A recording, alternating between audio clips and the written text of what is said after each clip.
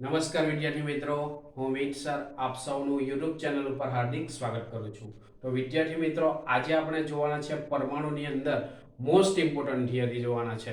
અને આ theory most of પરીક્ષામાં પૂછાય છે, બરાબર. એટલે આ થિયરી પર તમારું કોન્સન્ટ્રેશન બરાબર હોવું જોઈએ. ઓકે, ચાલો. તો પરમાણુ ચેપ્ટર છે આપણું, બરાબર. એની અંદર ફર્સ્ટ થિયરી છે, બરાબર. કે ફર્સ્ટ થિયરી કઈ છે તો જો ક્વેશ્ચન પર ખાસ ધ્યાન આપજો. આપણો ક્વેશ્ચન શું છે તે, બરાબર, કે ન્યુક્લિયસની ફરતે ભ્રમણ કરતા ઇલેક્ટ્રોનની કક્ષીય ત્રિજ્યા r અને કુલ ઊર્જા E નું સૂત્ર મેળવો. ઓકે, આપણી પાસે થિયરીનું શું નામ છે? ન્યુક્લિયસની ફરતે ભ્રમણ કરતા ઇલેક્ટ્રોનની કક્ષીય ત્રિજ્યા અને કુલ ઊર્જાનું સૂત્ર મેળવો. ઓકે, ચાલો. તો સૌપ્રથમ તમારે આ થિયરીની અંદર ત્રણ કોન્સેપ્ટ યાદ રાખવાના. કયા કયા? બરાબર. તો ફર્સ્ટ ઓફ ઓલ પહેલા કેન્દ્રગામી બળ. તો કેન્દ્રગામી બળ કોને કહેવાય? તો આપણે નાના ધોરણમાંથી ભણીને જ આવેલા છે, બરાબર.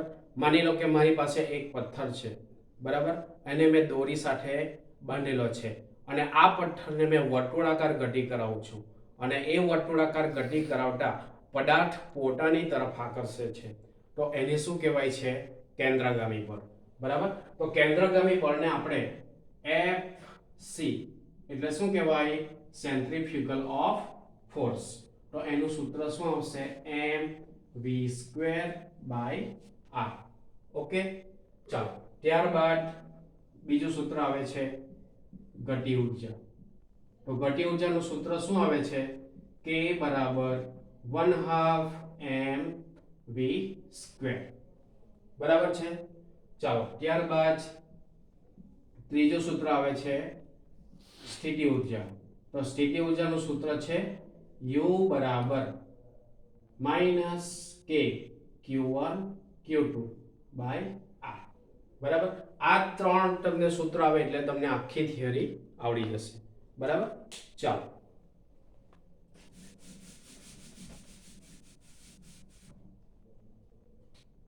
સૌપ્રથમ આપણે લખીએ કે રુથરફોર્ડના પરમાણુ અંગેનું ન્યુક્લિયર મોડેલ, બરાબર. તો એણે એવું ચિત્ર રજૂ કર્યું છે કે પરમાણુની અંદર ખૂબ જ નાના એવા દળદાર કેવા ધન વિદ્યુતભારિત ન્યુક્લિયસ અને તેની આસપાસ ગતિક રીતે સ્થાયી હોય એવી કક્ષામાં ભ્રમણ કરતા જે ઇલેક્ટ્રોન તેની અંદર વિદ્યુતીય રીતે કેવો હોવો જોઈએ? તટસ્થ હોવો જોઈએ, બરાબર. અને બીજું કે અહીં જે ઇલેક્ટ્રોન ન્યુક્લિયસની ફરતે વર્તુળાકાર ગતિ કરે છે, તો તેના માટે કયું બળ જવાબદાર છે? એક તો કેન્દ્રગામી બળ અને બીજું બળ છે વિદ્યુત બળ, બરાબર. તો આપણી પાસે બે બળ સમાન હોવા જોઈએ. તો પહેલું બળ છે કયું? કેન્દ્રગામી બળ ઇઝ ઇક્વલ ટુ શું થાય છે? વિદ્યુત બળ, બરાબર. ચાલો, કેન્દ્રગામી બળનું સૂત્ર શું આવે?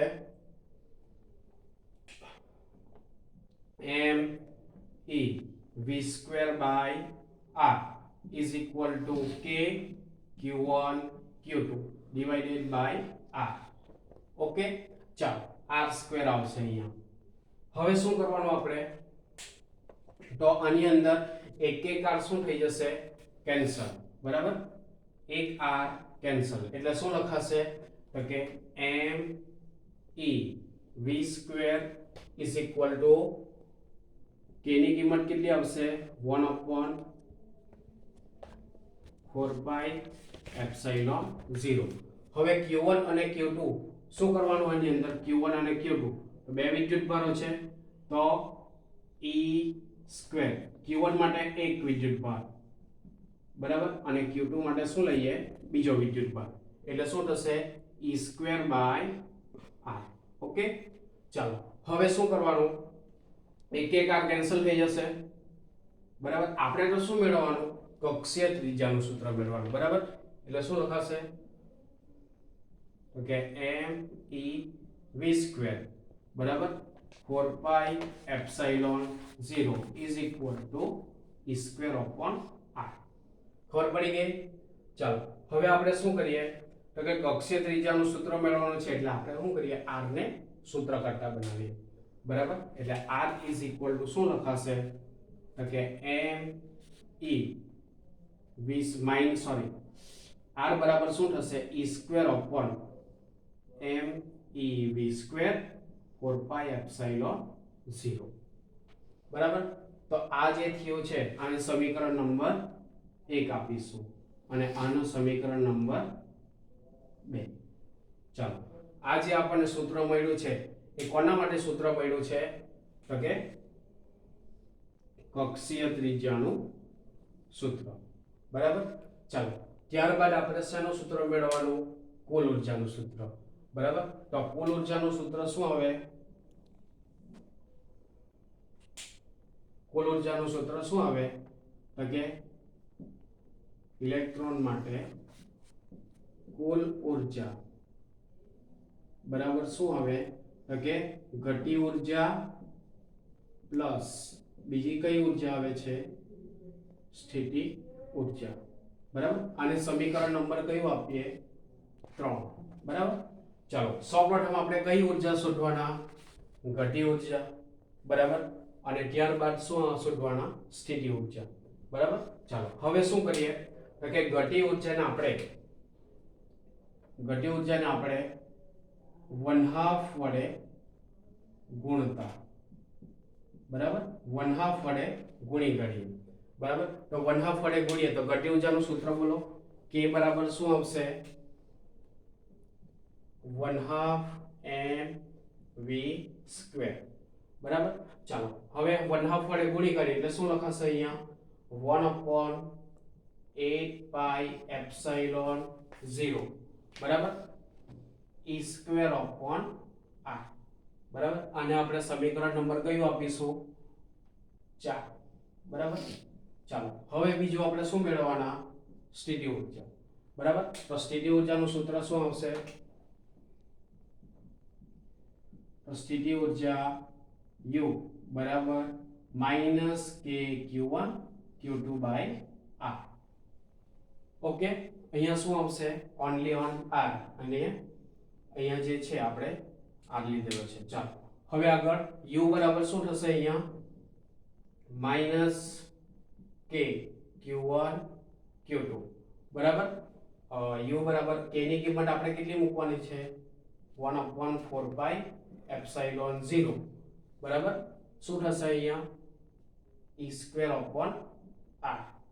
બરાબર, ચાલો હવે આને સમીકરણ નંબર કયો આપવાનો, 5. સમજ પડી ગઈ આટલું? ચાલો હવે આપણે શું કરવાના, સમીકરણ નંબર 3 આપેલું છે ઓલરેડી. બરાબર, તો તેના પરથી આપણે શું મેળવવાના, કુલ ઊર્જા. સમીકરણ નંબર 3 પરથી શું મેળવવાના, તો કે કુલ ઊર્જા.